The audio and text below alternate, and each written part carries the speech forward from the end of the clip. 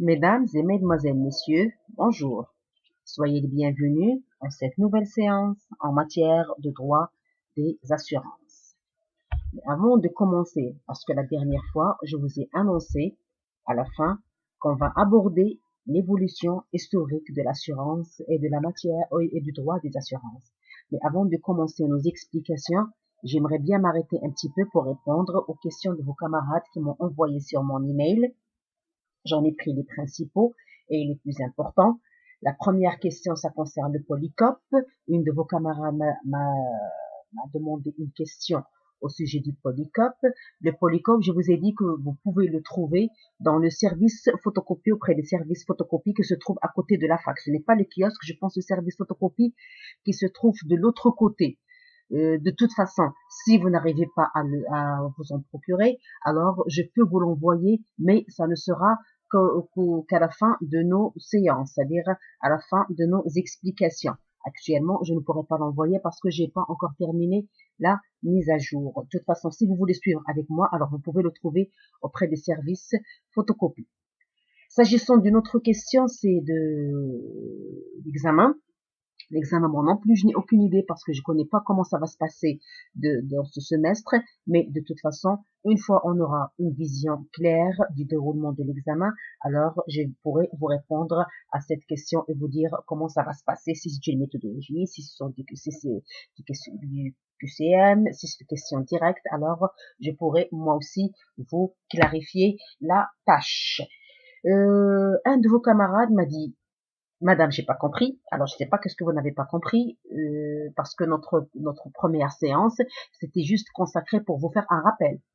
Et presque la quasi-majorité de ce que j'avais dit, c'est juste un rappel de ce que vous avez vu les années précédentes. J'ai parlé du droit privé, droit public, droit des affaires. Le droit des assurances fait partie du droit des affaires. Pourquoi? Quel est le rapprochement entre le droit des assurances et les autres matières du droit? Droit constitutionnel, droit civil, droit de la concurrence, droit de la consommation, etc. Toutes ces matières, vous les avez déjà vues. Je me suis arrêtée sur un élément primordial de la matière, c'est la responsabilité. Et surtout la responsabilité civile, vous avez vu toute une matière consacrée à la responsabilité civile. Donc c'est juste un rappel parce que on en aura besoin de connaître et de bien maîtriser le terme et le sens en matière de droit pour pouvoir comprendre la suite. On s'est arrêté sur les facteurs qui ont permis l'évolution ou bien qui ont contribué à l'apparition et à l'évolution de l'assurance et de la matière de droit des assurances, des facteurs qui sont de toute façon des facteurs sociologiques, des facteurs historiques, des facteurs de multiples facteurs. Donc chaque facteur on l'a abordé séparément. On a vu quels sont les thèmes, et là je reviens à une autre question qui m'a été posée, c'est qu'est-ce qu'on va voir et quels sont les thèmes qu'on va voir. Alors les thèmes, j'ai déjà donné un aperçu de ce qu'on va voir lorsque j'ai parlé des origines, lorsque j'ai parlé des acteurs, des animateurs, des personnes, etc. Mais de toute façon, une fois je vais terminer cette présentation générale et à la fin de notre évolution historique, alors je vais vous donner les grands titres de la matière en général et les grands titres de ce qu'on va voir au cours de ce semestre. Alors là, je pense que j'ai répondu à toutes vos questions. Et maintenant, je vais commencer à vous expliquer et à parler un petit peu des origines historiques de l'assurance et de la matière de droit des assurances. À savoir que l'assurance, ou bien le droit des assurances, c'est une matière qui est ancienne et récente.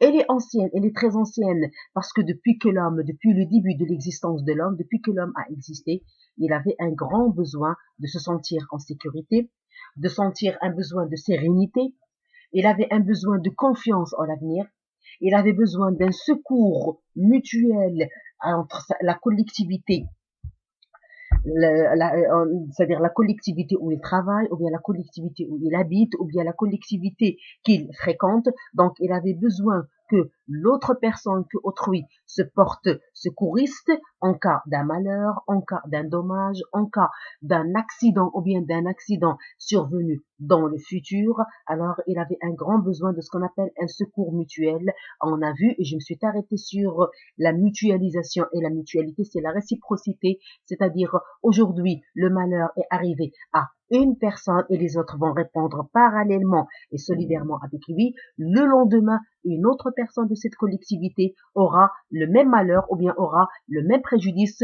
ou bien soit, ça dépend du degré du préjudice, alors les autres vont se porter solidaires avec lui. C'est ça ce qu'on appelle la mutualisation, on l'a vu. Donc, il avait besoin d'un secours mutuel. L'homme, depuis que l'homme a existé, il avait recherché une protection dans le temps. Lorsque je parle d'une protection dans le temps, il avait besoin de se sentir protégé contre les aléas de l'avenir, contre le destin ou bien contre le malheur qui pourrait lui arriver un jour ou l'autre. Donc la survenance du malheur n'était pas sûre, mais était fort probable. Et l'homme avait besoin, non, il n'avait pas la possibilité d'empêcher la survenance du malheur, mais il cherchait au moins à avoir une protection, une assistance, une prise en charge, un réconfort contre les conséquences de ce malheur. Donc là, on parle de l'instinct de conservation et de protection du destin. Alors l'instinct de conservation est inné dans dans tout l'être humain, auprès de tous les humains. Donc toute personne cherche à conserver son patrimoine, à conserver sa santé, à conserver son entourage, à se sentir protégé. Donc c'est ce qu'on appelle l'instinct de conservation. Tout cela, c'est pour se procurer une confiance, c'est pour se procurer une tranquillité dans l'avenir.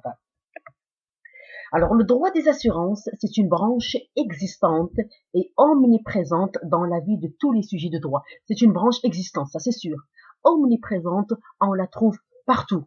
On la trouve auprès de toute la collectivité, de tous les sujets de droit, de toute catégorie de personnes, c'est-à-dire on la trouve auprès des enfants, des campagnards, les vieillards. Donc, elle est omniprésente et ce besoin d'assurance, c'est un besoin qui, même si cette personne refuse ou bien même si cette personne ne veut pas adhérer à cette branche ou bien adhérer à une forme ou bien à une opération d'assurance, mais elle se sent obligée, elle se sent menacée à l'idée de ne pas avoir une protection dans le temps. Donc c'est une branche omniprésente auprès de toutes les personnes. Pourquoi? Parce que c'est une prévention du dommage. Le dommage, on va l'avoir dans une partie, mais c'est une prévention contre le préjudice. C'est une prévention, une personne se sentira protégée contre les conséquences d'un accident ou d'un incident qui peut arriver et qui peut ne pas arriver. C'est une protection contre tous les risques éventuels qui peuvent arriver et qui peuvent ne pas arriver. On va voir c'est quoi un risque. Un risque, c'est un événement qui peut arriver et dont la survenance n'est pas certaine. Alors, l'assurance, c'est une branche existante et omniprésente parce qu'elle permet à une personne, premièrement, d'identifier l'auteur du dommage, autrement dit, d'identifier le coupable qui a causé. Donc, ça nous permettra, une fois on aura opté à une opération, ou bien on aura choisi, ou bien on aura adhéré à une opération, ou bien à une matière de l'assurance, alors le premier élément qui se pose et qui s'impose, c'est qui a commis l'accident, qui est responsable de cet accident. C'est la recherche de la responsabilité. Le deuxième élément. Le troisième élément, c'est l'assistance. C'est une branche omniprésente parce que elle nous assiste, elle apporte de l'aide, elle apporte de l'assistance à la personne qui se sent victime d'un événement dont il n'est pas responsable. Le quatrième élément, c'est une réparation du préjudice. Le préjudice, soit il est commis contre un co-contractant au contrat d'assurance, ou bien le préjudice, il est commis à un tiers qui n'a jamais participé à l'élaboration de ce contrat. Alors, pour aborder l'évolution historique, alors 3 étapes très importantes s'imposent. On parle de la préassurance, on parle du commerce maritime et on parle de l'émergence de l'assurance. Dans l'émergence de l'assurance, on va s'arrêter sur l'assurance terrestre et l'assurance vie. Le premier élément, c'est la préassurance. Dans la préassurance, il n'y avait pas de codification. Il n'y avait pas d'assurance, il n'y avait pas de droit d'assurance, il n'y avait pas d'éléments indicateurs de cette branche ou bien de cette matière et personne n'en en parlait. Juste, il y avait des collectivités, il y avait des catégories de personnes, soit qui travaillent entre elles, soit qui habitent dans un voisinage ou bien dans un endroit déterminé, soit qui pratiquent une activité ou bien pratiquent je sais pas, pratique une activité ou bien pratiquent quelque chose qui ont en commun et qui, dans la pratique, peut y avoir des conséquences préjudiciables à l'une d'entre elles. Donc, cette catégorie ou bien plusieurs catégories de personnes ont choisi dans les civilisations anciennes de créer ce qu'on appelle des sociétés de secours mutuels. Des sociétés de secours, c'était des sociétés créées par une catégorie de personnes, par une collectivité qui pratique une activité déterminée en même temps par les mêmes personnes, ou bien un voisinage déterminé, ou bien une collectivité déterminée. Alors, ils créaient ce qu'on appelle des sociétés de secours mutuels qui ne faisaient l'objet d'aucun contrôle, d'aucune codification et rien du tout. C'était juste créé entre elles. Alors, la première civilisation ancienne qui a créé une société de secours qui a marqué l'histoire de la matière, on parle de la Basse-Égypte. Dans la civilisation de la Basse-Égypte, alors les tailleurs de pierre ont créé une caisse d'entraide entre eux dans l'année 4500 avant Jésus-Christ, contre toutes les conséquences ou bien contre tous les préjudices qui peuvent arriver à l'un de ces ouvriers dans l'exercice de leur activité. Alors, dans la civilisation babylonienne, une codification de l'organisation des transports par caravane entre des commerçants contre des vols et des pillages. Alors ça, dans la civilisation babylonienne, c'était les transporteurs par caravane qui ont créé une sorte de société de secours contre les vols et les pillages qui peuvent survenir à leur transport ou bien à leurs marchandises lors de leur transport par caravane. Dans la civilisation mésopotamienne, répartition des chameliers du dommage survenu à l'un de leurs membres en cas de perte de chameau. Alors les propriétaires des chameaux, si l'un d'entre eux venait de perdre son chameau, alors les autres chameliers répondaient solidairement avec c'est-à-dire leur co-contractant qui a lorsqu'ils ont créé cette société de secours. Dans la civilisation romaine, les légionnaires, lorsqu'on parle des légionnaires, c'était des soldats de l'armée romaine de l'époque. Ils ont créé une sorte de mutuelle afin d'organiser les funérailles pour les membres en échange de cotisations payées à leur vivant. Alors c'est clair. Dans la civilisation vénitienne, les navigateurs ont créé un régime des avaries communes. En cas d'avarie survenue à l'un d'entre eux, alors ils répondaient solidairement. Au Moyen-Âge, en Europe, les guildes, lorsqu'on parle des guildes, c'est une sorte d'association ou bien une sorte de coopérative privée qui pratiquant une activité commune et ayant un but précis. Alors là, c'est ce qu'on appelle les guildes. Alors, les guildes d'ouvriers, ou bien une association d'ouvriers, autrement dit, de marchands, d'artistes, ont organisé la solidarité entre leurs membres pour les dédommager en cas d'accident de travail, d'incendie et même d'incapacité par suite de maladie ou de vieillesse. Alors là, c'était des sociétés de secours créées dans la partie qui concerne la préassurance, c'est-à-dire avant qu'on en parle même de la matière. Deuxième élément, c'est le commerce maritime. Et il faut savoir que le commerce maritime, c'est ce qui a vraiment été le plus important, c'est l'élément créateur de la matière de droit d'assurance. Il a vraiment marqué cette matière. Alors, dans la civilisation phénicienne, phénicienne, les Phéniciens ont créé une sorte de mutualisation par laquelle ils ont convenu de mettre en gage une certaine quantité de marchandises. Ça, c'est dans le cadre du transport maritime. Donc, ils ont choisi de mettre en gage une certaine quantité de marchandises dans l'objectif d'indemniser les armateurs. L'armateur, c'est un propriétaire ou exploitant d'un navire. C'est la personne qui exploite à ses frais un ou plusieurs navires marchands ou de pêche, ce qui lui confère des responsabilités particulières. Donc ça, c'est l'armateur. Donc l'objectif de cette mutualisation, c'est indemniser les armateurs, indemniser les marchands des pertes causées suite à des naufrages. Alors ça, c'est première forme d'assurance dans la civilisation phénicienne dans le cadre du commerce maritime. Deuxième forme, et qui est vraiment la plus importante et la plus marquante, et vous allez la trouver dans toute la doctrine, dans l'historique, dans la partie qui concerne l'historique du droit des assurances.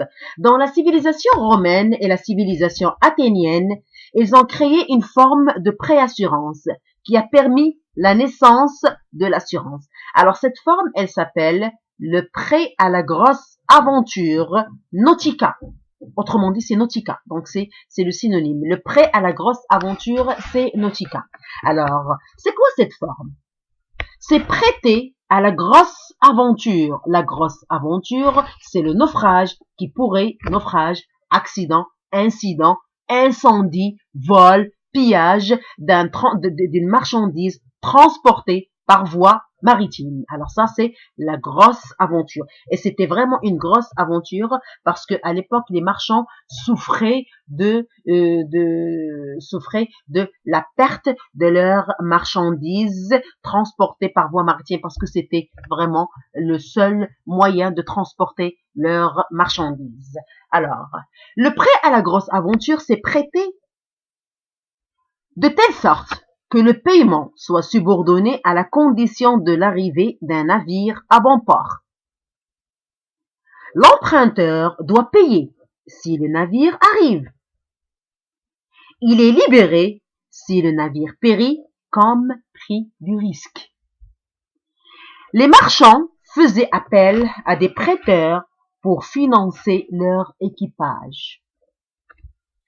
Donc, autrement dit, les marchands faisaient appel à des prêteurs pour financer leur équipage. Si la marchandise arrive comme il faut, dans le temps, alors l'emprunteur doit payer avec un taux très élevé.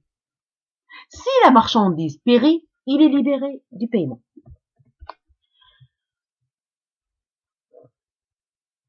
Parallèlement, l'emprunteur pouvait demander autre garantie du prêteur, telles que de caution et gages, pour assurer et pour s'assurer que le paiement aura lieu. Et bien évidemment, ce paiement n'aura lieu qu'après la réussite de l'arrivage. Le prêteur à la grosse aventure est généralement un banquier, et il peut même être un simple commerçant, athénien ou étranger domicilié. La condition de la domiciliation était vraiment importante pour pouvoir pratiquer cette forme qui a été largement condamnée par l'Église catholique à l'époque parce qu'elle était considérée comme une pratique usuraire vu la stipulation d'intérêt parce que l'intérêt était vraiment très élevé. C'est pour cela que sa durée de vie dans les États catholiques était vraiment très limitée.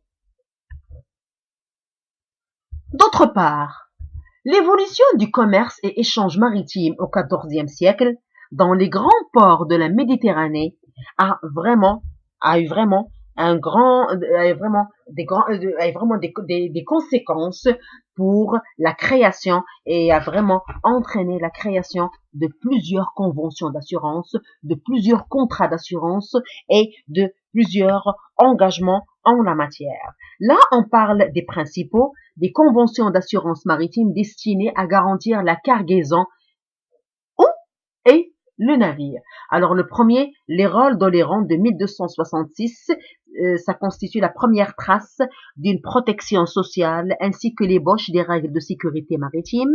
Il y a les lois de Visby, loi maritime de Gotland en Suède de 1288. Il y a eu l'ordonnance de Barcelone de 1435, les règles de la Chambre d'assurance de Bruges de 1310, le guidon de la mer rédigé et publié à Rouen en 1556, l'ordonnance de Gênes de 1588, l'ordonnance de la marine de 1681 de Colbert. Les plus importants, il s'agit de, en 1673 et 1681, deux ordonnances de Louis XVII, de Louis XIV, consacrées au commerce de terre et au commerce de mer par la monarchie française afin de contrôler l'activité commerciale. Ça, c'est la première. Ce sont les plus importantes là. On parle des ordonnances et des conventions qui ont vraiment marqué l'assurance maritime et le commerce maritime à l'époque.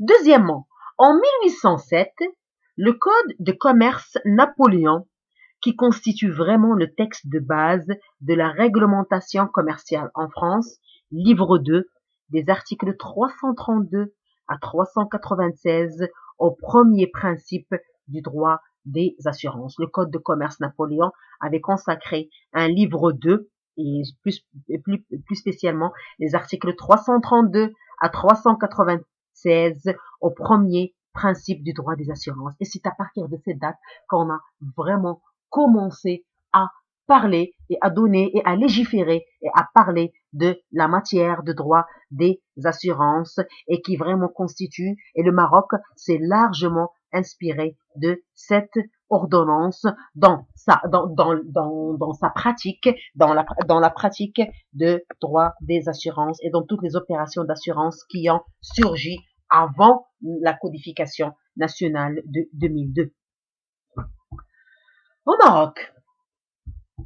Maroc, l'origine de l'assurance en matière maritime constitue le fameux Dahir relatif au Code de commerce maritime de 1919, adopté au Maroc et qui est toujours en vigueur. On a dit le fameux parce qu'il est toujours en vigueur, c'est le seul et l'ultime en matière de commerce maritime et qui a subi, il ne faut pas quand même l'oublier, il a subi des modifications. La dernière et la plus importante, c'est par le Dahir numéro 1-10-121 du 3 Cha'ban 1431, le 16 juillet 2002, portant promulgation de la loi numéro 16-07, par laquelle ils ont modifié cette loi. Ce Dahir, il a modifié et a complété l'intitulé et les dispositions des articles 53, 54, 55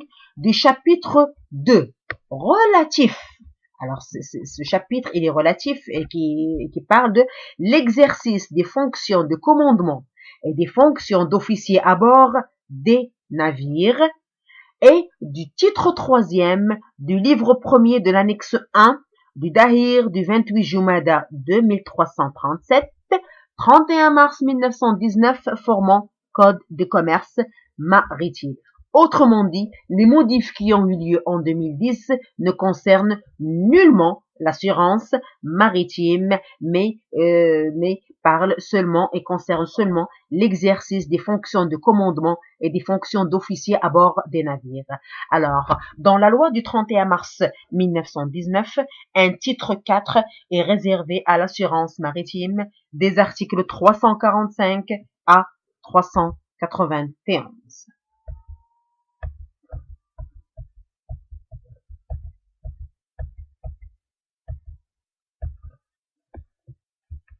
Troisième élément dans notre historique, c'est l'émergence de l'assurance. C'est-à-dire, à partir de ce moment-là, on a commencé vraiment à avoir un grand besoin et à parler et à traiter cette matière qui est l'assurance. Alors, premier élément, c'est l'assurance terrestre. L'assurance terrestre est apparue 3 siècles plus tard. C'est-à-dire après l'assurance maritime. Alors, l'événement majeur qui a vraiment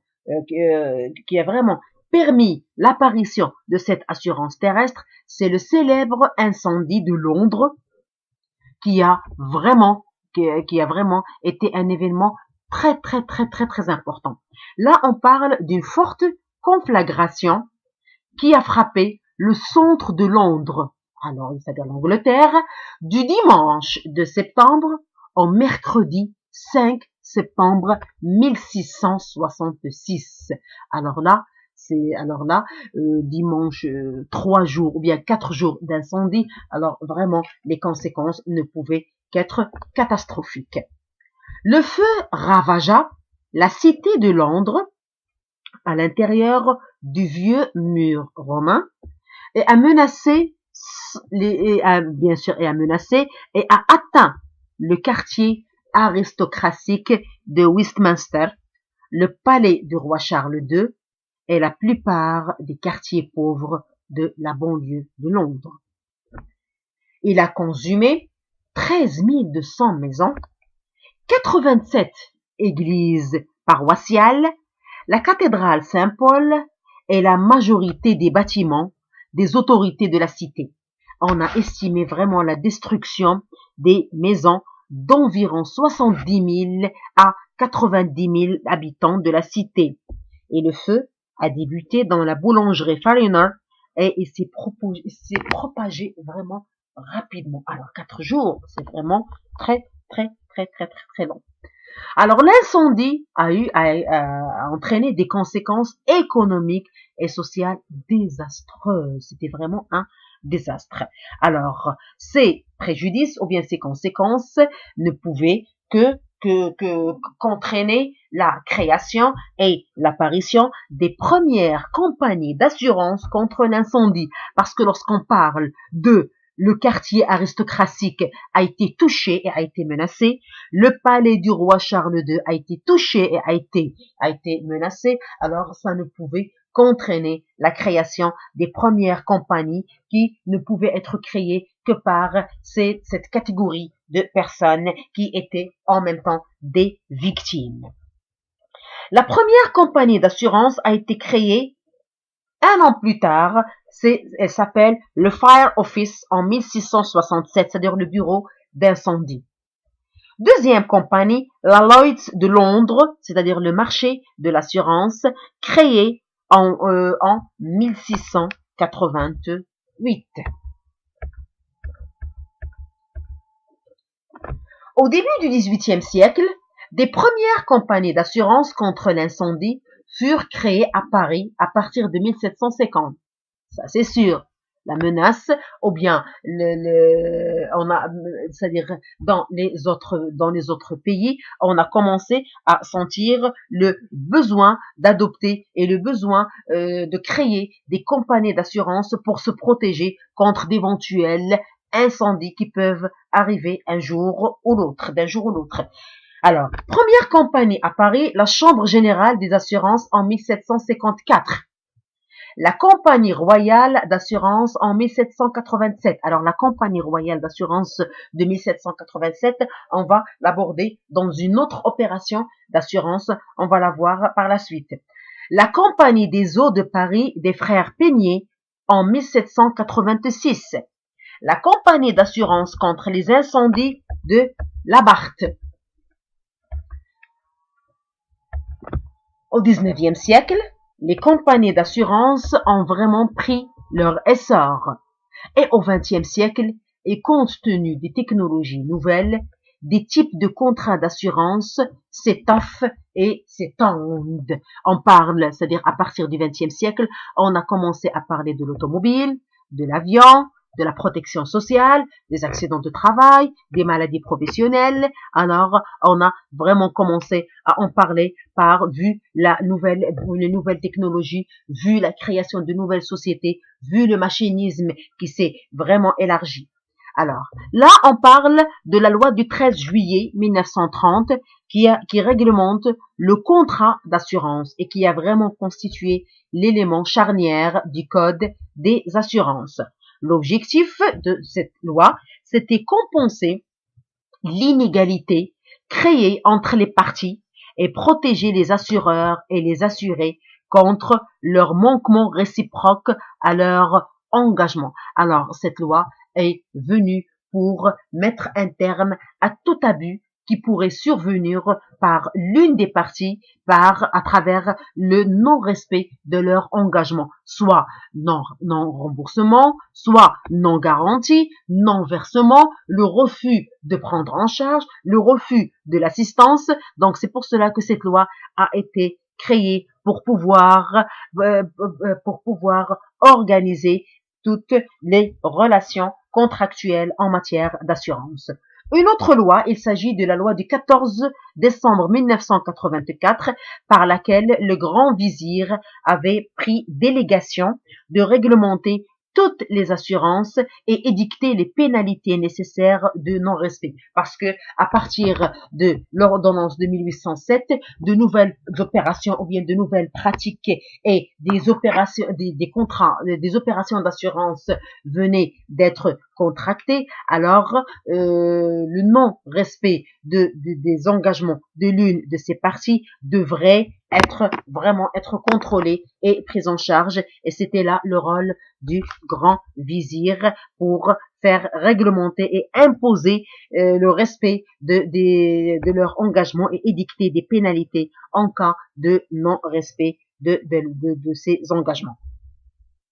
En 1950, c'est la mise en place d'un fonds de garantie automobile. On va les voir dans les assurances automobiles, mais c'est juste pour donner un petit aperçu. Alors, le fonds de garantie automobile, c'est un fonds qui répond de tous les dommages causés par un conducteur de voiture qui a pris la fuite lorsque le responsable de l'accident n'est pas connu, n'est pas assuré, ou bien est dans l'incapacité de répondre et de rembourser. Alors là, c'est le rôle du fonds de garantie automobile. On va la voir beaucoup plus en détail dans l'assurance auto.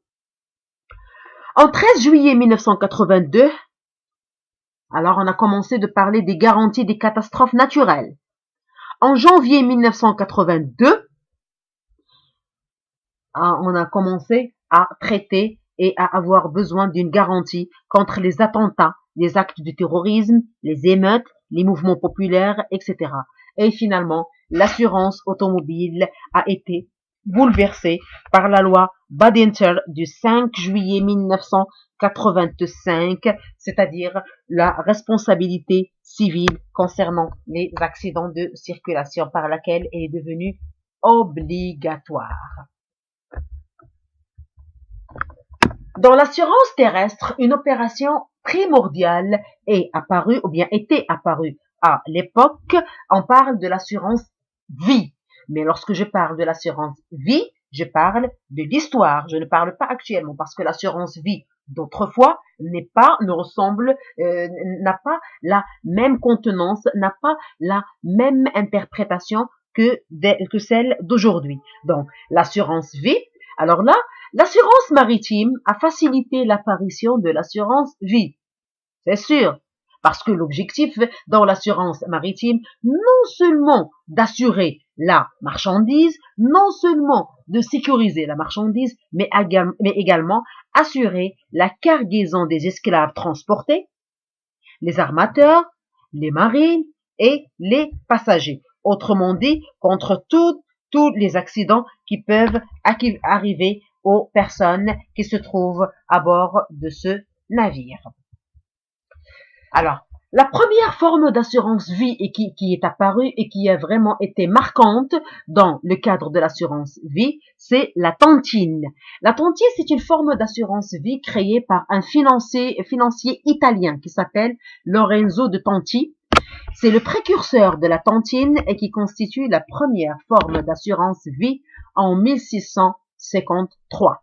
Alors cette forme, elle s'appelle la tontine, elle s'appelle jeu du hasard, elle s'appelle clause d'accroissement. Ce sont les trois termes donnés à cette forme d'assurance. Alors, c'est quoi la tontine? La tontine, c'est une association collective d'épargne qui réunit des épargnants pour investir à travers une clause insérée dans un contrat. Ils mettent de l'argent et conviennent entre elles, c'est-à-dire entre ces personnes, par une clause insérée dans un contrat d'acquisition en commun. Le contrat, il s'appelle contrat d'acquisition en commun. Alors, cette clause stipule que le dernier vivant de ces personnes, des personnes épargnantes, sera considéré comme seul propriétaire de la totalité des actifs. Ces actifs, ça peut être immobilier et ça peut être des valeurs mobilières. Ça dépend de ce qu'ils ont épargné, de ce qu'ils ont cotisé. À terme, le pacte est dissous et le capital constitué, réparti entre les bénéficiaires toujours en vie. Alors, c'est clair. Chaque souscripteur verse une somme dans un fonds et touche les dividendes du capital investi. Quand un souscripteur meurt, alors sa part est répartie entre les survivants. Le dernier survivant récupère le capital. Ça dépend de la clause qu'ils ont mis dans ce contrat. C'est pour cela que cette forme, elle s'appelle jeu du hasard. Ça dépend de la personne qui va rester en vie et qui va survivre la dernière. Et c'est cette personne qui va décrocher le capital, l'actif, ou bien le capital qu'ils ont cotisé dès le départ. Alors là, c'est une forme d'assurance vie au hasard. C'est un jeu au hasard.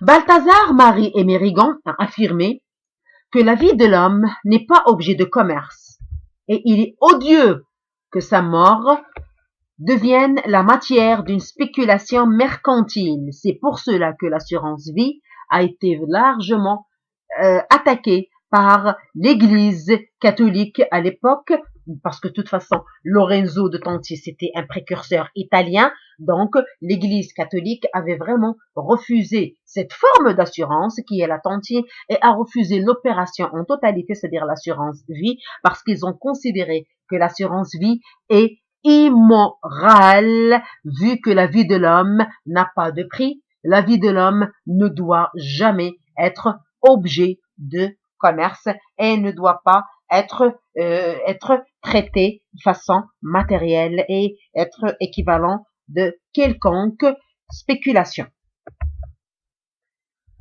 Dans l'assurance vie, et en date du 3 novembre 1787, un édit royal a autorisé à la Compagnie royale des assurances de la Barque, vous vous souvenez lorsque je vous ai dit qu'on va la revoir, alors un édit royal a autorisé à cette compagnie de pratiquer à titre de monopole l'assurance sur la vie.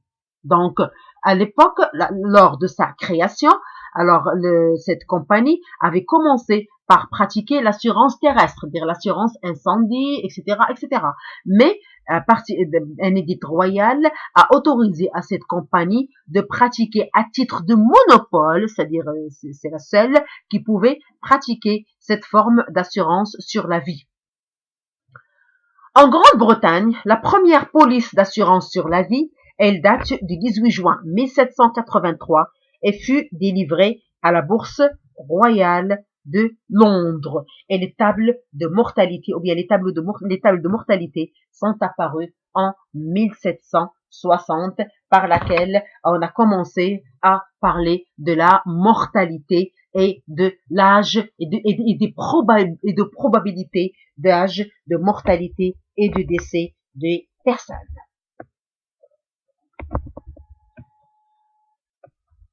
Dans l'assurance vie, ou bien l'opération d'assurance vie, est devenue vraiment une obligation.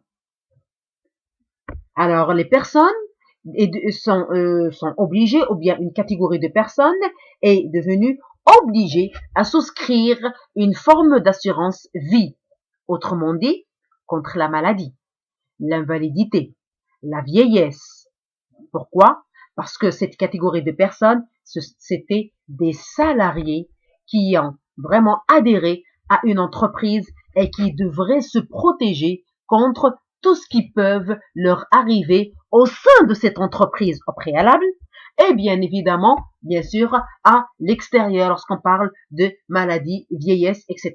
Donc, ça, c'est au profit des salariés et bien évidemment avec la participation de leur employeur. Alors là, c'est la première forme d'assurance vie obligatoire par la loi du 5 avril 1928 qui a donné naissance aux assurances sociales réalisées par des caisses spéciales relevant d'un statut autonome échappant au secteur privé. Alors ces caisses n'avaient nullement aucune relation avec le secteur privé, c'était pratiqué et contrôlé par le public, par l'État. Dans le cadre de l'assurance vie, on a institué la sécurité sociale, c'est-à-dire assurance contre les accidents de travail, les assurances complémentaires et de nouveaux régimes sociaux. Tout cela, c'est suite à l'apparition de nouvelles sociétés du commerce, bien sûr, et de nouvelles sociétés commerciales qui a entraîné une obligation de protéger une collectivité de salariés. Au cours du 19e siècle, d'autres branches d'assurance furent progressivement exploitées.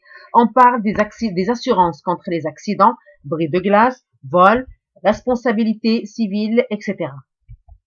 Au Maroc, si on veut un petit peu revenir en arrière, alors on parlera toujours du protectorat. Le protectorat, c'était vraiment un événement très important et qui a vraiment marqué la législation marocaine dans presque sa totalité. Alors, l'avènement du protectorat a entraîné l'introduction des investisseurs français et étrangers.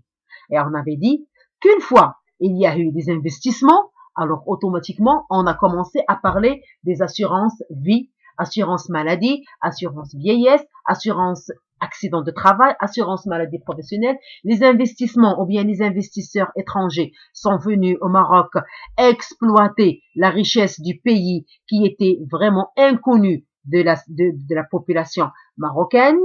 Donc cette exploitation a entraîné l'embauche de la population marocaine et par conséquent la conclusion de nouveaux contrats d'assurance pour protéger cette population. L'abondance des matières premières du pays a également entraîné l'apparition de nouveaux contrats. Les avantages fiscaux, économiques et sociaux, c'est les facteurs. Les nécessités du développement économique, alors l'assurance est devenue une nécessité pour pratiquer toute activité économique. L'entrée progressive des capitaux nationaux dans les secteurs modernes, accélérée par l'industrialisation et la mécanisation. La naissance de nouveaux risques liés à l'urbanisation, aux flux migratoires et au salariat. Donc, en plus des facteurs qu'on a abordés, qu'on a cités dans notre séance précédente, alors s'ajoutent au Maroc des facteurs qui sont vraiment spécifiques. Les facteurs du protectorat, de l'introduction des investissements étrangers, de l'ignorance de la population marocaine, de l'abondance des matières premières, de l'ouverture du pays vers le monde extérieur, etc. De l'apparition ou bien de la codification de plusieurs matières de droit. Alors tout cela a entraîné le recours à l'assurance et aux formes modernes de sécurité sociale.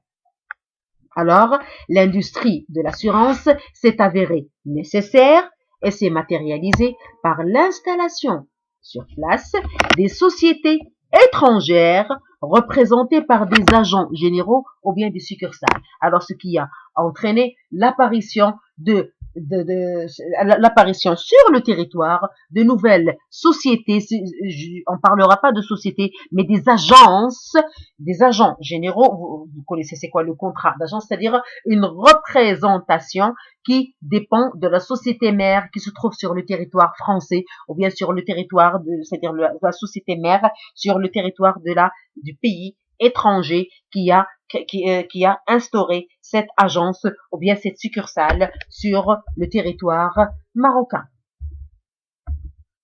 Toujours au Maroc, le premier code ou bien la première législation en la matière, c'est le Dahir du 25 juin 1927 relatif à la réparation des accidents de travail, qui a instauré une forme d'assurance obligatoire des salariés. Alors là, elle constitue une réglementation spécifique du droit des assurances. Par la suite, plusieurs codes et plusieurs lois ont vu le jour en plusieurs matières, en matière d'accidents d'automobile, en matière d'accidents de travail et de maladies professionnelles, en matière de maladies, en matière de sécurité sociale, et qui a donné lieu à une codification spécifique, à une codification spéciale de la matière par le Dahir numéro 1-02-238 du 25 Rajab 1423, la loi du 3 octobre 2002 portant promulgation de la loi numéro 1799 portant code des assurances telle qu'elle a été modifiée et complétée, c'est-à-dire elle a eu des modifs par la suite par la loi numéro 3905 du 14 février 2006 et par la loi numéro 0208 du 23 mai 2008 et par la loi numéro 1209 du 29 juin 2009. Alors, ce sont les 3 modifs apportés au Dahir initial ou bien à la loi initiale du 3 octobre 2002. Bulletin officiel numéro 5054 du 7 novembre 2002, page 1154 à 1192 et qui constitue le premier et le dernier code en matière de droit des assurances. L'islam. Que dit notre religion de l'assurance?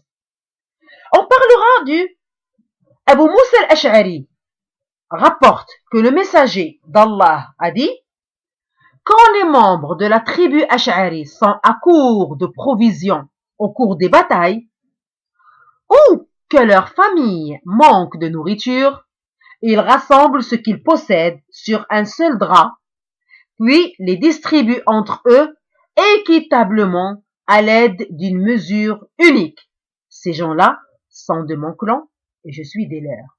Autrement dit, c'est un encouragement à se solidariser, à se sentir solidaire et à porter secours à la famille des personnes qui ont péri et qui ont eu des préjudices au cours des batailles. Autre forme d'assurance dans l'islam, c'est le prix du sang. Le prix du sang, c'est une indemnisation de la famille du défunt par le responsable du décès, par le responsable du décès. Et là, on trouve des versets coraniques qui encouragent et qui parlent du prix du sang, c'est-à-dire indemniser la victime en cas où lorsqu'une famille ou bien lorsque les personnes ont perdu c'est-à-dire leur père ou bien ont perdu un membre de leur famille suite à un crime, à un acte criminel.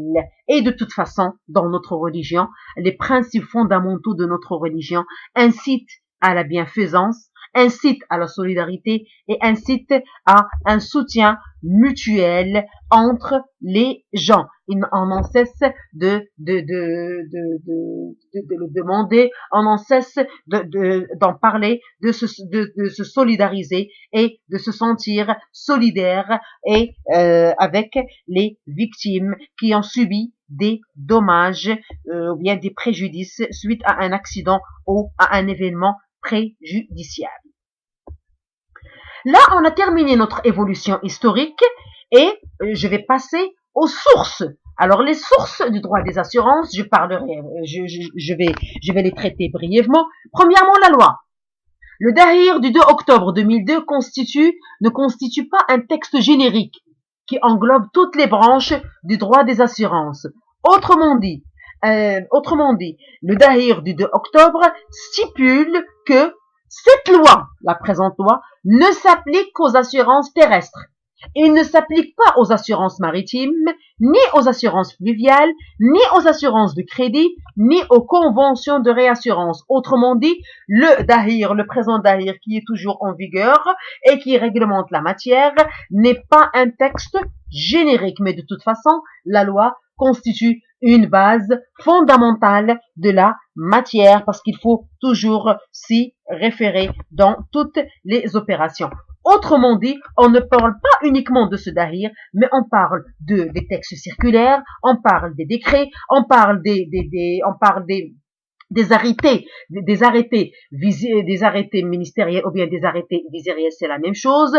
On parle donc de tout texte qui constitue texte de loi constitue une source fondamentale, primordiale, qui devrait s'appliquer. Et je parlerai par exemple, on trouve des textes, des décrets, des arrêtés qui nous montrent, qui nous donnent même la forme du contrat qui devrait être abordé dans nos relations contractuelles. Par exemple, telle que l'assurance automobile. Alors, la police automobile devrait obligatoirement être conforme à celle qui nous est imposée par la loi. Ce n'est pas comme ça donné à la bonne, c'est-à-dire aux co-contractants ou bien au contrat de faire comme bon leur semble. Alors, toujours, on devrait se référer aux termes de loi.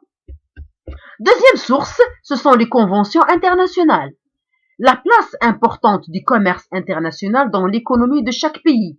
Alors, tout d'abord, le commerce international constitue un événement constitue un élément très important dans l'économie de chaque pays, ce qui a engendré l'ouverture de notre pays vers le monde extérieur. Autrement dit, la diversité et la multiplicité des droits nationaux. Là, ce problème a été résolu par l'article 121 de la loi numéro 1799 qui stipule que satisfont à l'obligation d'assurance les personnes résidant à l'étranger qui font pénétrer au Maroc un véhicule, etc., prévu par une convention bilatérale ou multilatérale dûment ratifiée et publiée par le Maroc. Autrement dit, dans la pratique du droit des assurances, alors c'est la loi qui prévaut. Mais lorsque une stipulation législative dispose que c'est la convention bilatérale ou bien c'est une convention internationale qui vraiment devrait avoir la priorité, alors dans ce cas, la convention internationale a une grande importance et prévaut sur tout ce qui pourra survenir par la suite. Ces conventions, l'objectif, vous le connaissez tous, c'est régler les conflits de loi nationale entre les parties contractantes, ça c'est sûr. Dans nos échanges internationaux, dans notre relation internationale, même dans le cadre des assurances de personnes, par exemple, actuellement, pour se procurer un visa, alors il faudrait avoir une assurance, par exemple. Alors, pour un échange international, ou bien pour un import-export, ou bien toute opération en matière de commerce international, on devrait souscrire une assurance. Alors, cette assurance devrait être conforme et devrait respecter les conflits qui se trouvent entre les deux lois nationales dans lesquelles se trouvent les deux parties contractantes. Deuxième objectif, adopter une législation uniforme applicable seulement aux relations internationales entre ces pays et faciliter les entrées-sorties de marchandises ou de biens. Et simplifier l'application des textes en vigueur et créer un environnement propice au développement de ces échanges commerciaux avec les pays tiers. Et de toute façon, dans la matière, le Maroc a signé une panoplie d'accords et de conventions avec différents pays, que ce soit au niveau bilatéral, régional ou multilatéral. Les principaux, c'est entre la France et le Maroc, qui a signé une convention de sécurité sociale le 1er juin 2011 en matière d'assurance maladie, maternité, invalidité, vieillesse et survivants, accidents de travail et de prestations familiales. Notre opération, bien autre forme d'assurance, c'est en matière d'assurance automobile. Le Maroc a adhéré au système de la carte verte, on va la voir dans l'assurance auto. En 1949, suite à une conférence internationale des assureurs de Londres, c'est un certificat ou attestation d'assurance qui figure les coordonnées des parties du contrat d'assurance. On va voir c'est quoi cette carte verte dans l'assurance auto. Troisième source, c'est la jurisprudence. Alors, on connaît que la jurisprudence, elle constitue une source très importante en toute matière de droit, et plus particulièrement en matière de droit des assurances, parce que dans toute fois qu'on se trouve face à une existence de loi, face à une insuffisance de cette loi, ou bien face à une ambiguïté d'interpréter et d'expliquer et d'appliquer cette loi. Quatrième source, c'est la doctrine. La doctrine, elle est très importante.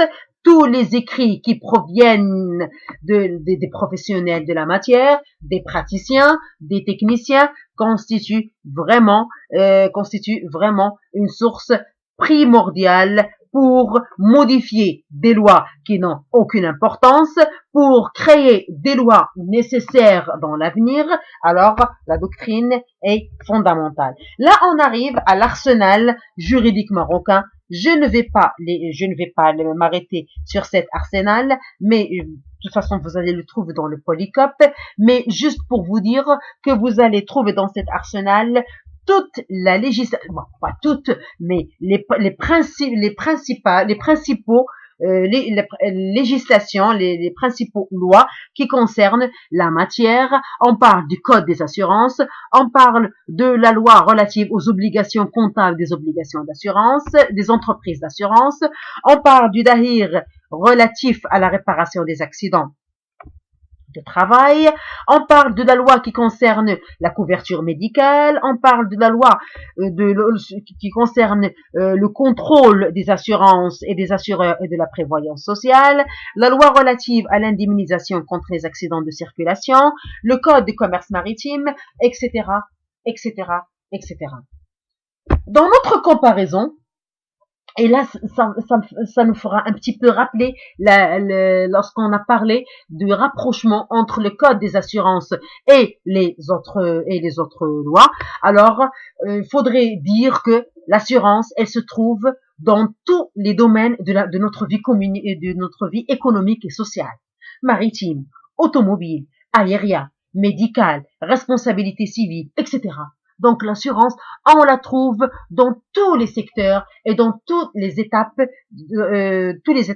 de notre vie. C'est pour cela qu'on se voit appliquer de plusieurs dispositions différentes et qui relèvent de diverses branches de droit. Autrement dit, des fois, on pourrait se trouver dans une situation qui nécessite l'application en même temps du droit des assurances et du droit du travail. Par exemple, des fois, on se trouve dans une situation dans laquelle s'applique le droit des assurances, par exemple, et le droit bancaire, par exemple. Alors là, mais dans toute façon, le droit des assurances, c'est un droit protecteur, c'est un droit réglementaire et c'est un droit sanctionnateur, parce qu'il cherche à protéger la personne qui a opté ou bien qui a adhéré à cette branche de droit, c'est une branche qui veut réglementer toute pratique d'assurance et qui veut sanctionner tous les abus ou bien tout le non-respect de ces dispositions. C'est pour cela que pour protéger, pour réglementer, pour sanctionner, que le droit des assurances, lorsqu'on le connaît tous, et d'après le droit constitutionnel, alors toute législation de droit ne devrait pas se contredire avec les autres lois. Donc, lorsqu'on trouvera dans une situation déterminée, alors forcément, il ne devrait pas y avoir de contradiction d'application de loi.